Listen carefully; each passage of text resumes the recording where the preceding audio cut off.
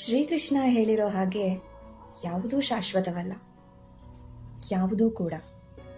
ಶ್ರೀಮಂತತೆ ಶಾಶ್ವತವಲ್ಲ, ಬಡತನ ಶಾಶ್ವತ ಅಲ್ಲ, ಸೋಲು ಗೆಲುವು ಯಾವುದೂ ಶಾಶ್ವತ ಅಲ್ಲ.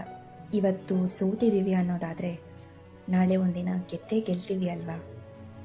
ಇವತ್ತು ಕತ್ತಲಾಗಿದೆ ಅಂದರೆ ನಾಳೆ ಬೆಳಕಾಗೇ ಆಗತ್ತೆ ಅಲ್ವಾ?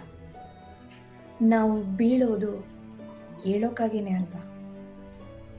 ಜೀವನದಲ್ಲಿ ಮುಖ್ಯವಾಗಿ ಬೇಕಾಗಿರೋದು ಯಾವುದು ಅಂತ ನನ್ನ ಕೇಳಿದ್ರೆ ನಂಬಿಕೆ ಅಂತ ಹೇಳ್ತೀನಿ. ಪ್ರೀತಿ ಇಲ್ಲದಲೇ ಬದುಕ್ಬೋದು, ದುಡ್ಡಿಲ್ದಲೇ ಬದುಕ್ಬೋದು, ಊಟ ನೀರು ಏನಿಲ್ಲದೇನೂ ಕೂಡ ಬದುಕ್ಬೋದು. ಆದರೆ ನಂಬಿಕೆ ಇಲ್ಲದೆ ಬದುಕೋದು ಅಂದರೆ ಸಾಧ್ಯನೇ ಇಲ್ಲ.